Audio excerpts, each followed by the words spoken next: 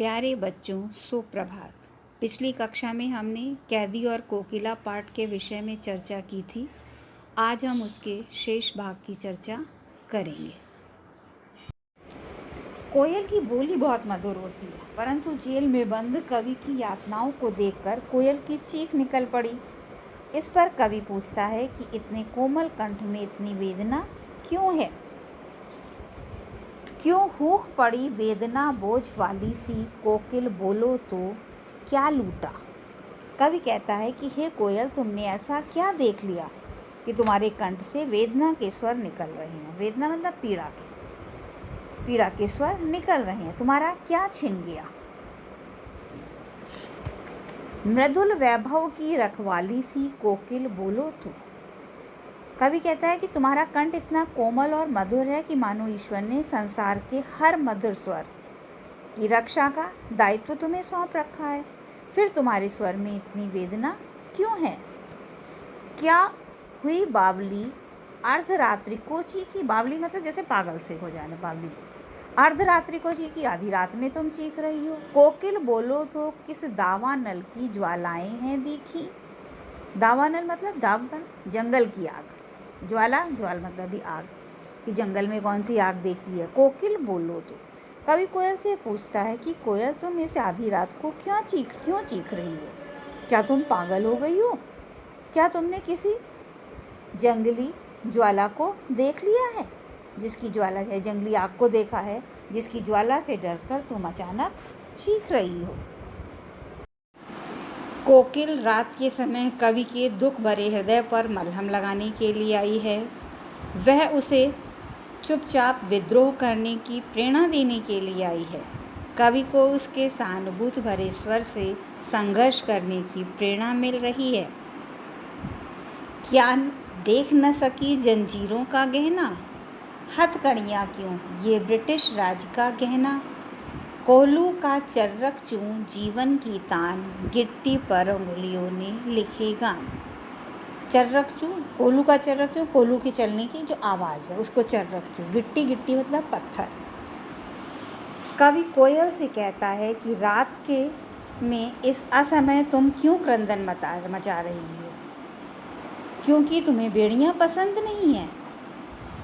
तुम इसे बेड़ियाँ समझ रही कर अप्रसन्न हो रही हो, किंतु हमारे लिए तो ये हथकड़ियाँ नहीं हैं, अपितु ब्रिटिश राज द्वारा दिया हुआ आभूषण है जो हमारा श्रृंगार कर रहे हैं और हमारा गौरव बढ़ा रहे हैं। ये हमने इस जेल की इन सीखों को हमने स्वयं स्वीकारा है। इसके लिए कोल्हू की चर्रकचू ध्वनि ही हमारा जीवन का संगीत बन गई है। हमने उसे रस आने लगा है और हम अपने हाथों से पत्थर तोड़कर मानो स्वतंत्रता के संघर्ष का दान अपनी उंगलियों से कर रहे हैं।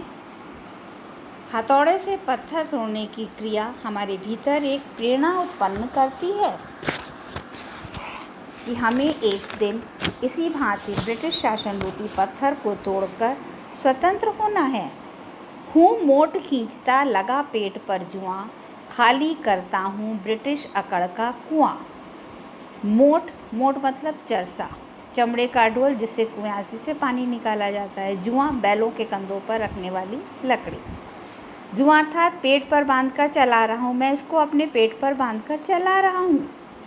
इस क्रिया से मैं निरंतर ब्रिटिश शासन के गर्व को हटा रहा हूँ, उनके अभिमान को नष्ट कर रहा हूँ। अर्थात मैं इतनी यातनाएं सहकर अंग्रेज़ों के सामने अपराजित रहकर उनकी अकड़ तोड़ रहा हूँ। हे कोयल, अब मुझे समझ में आ गया है, तू इस समय क्यों अपना मधुर स्वर हमें सुना रही है। इस शांत समय में अंधकार को भेद रो रही क्यों हो? कोकिल बोलो तो। चुपचाप मधुर विद्रोह बीच इस भांति बो रही हो क्यों? कोकिल बोलो तो। कवि कहता है कि कोयल, तू जानती है कि दिन का समय घोर परिश्रम का समय होता है। उस समय तो ना तो मधुर आवाज़ का अर्थ है, ना करुणा का। उस समय तो असीम साहस की आवश्यकता होती है। रात में जब दिन भर के परिश्रम से उभर आए घावों पर मलहम लगाने के लिए तुम आई हो।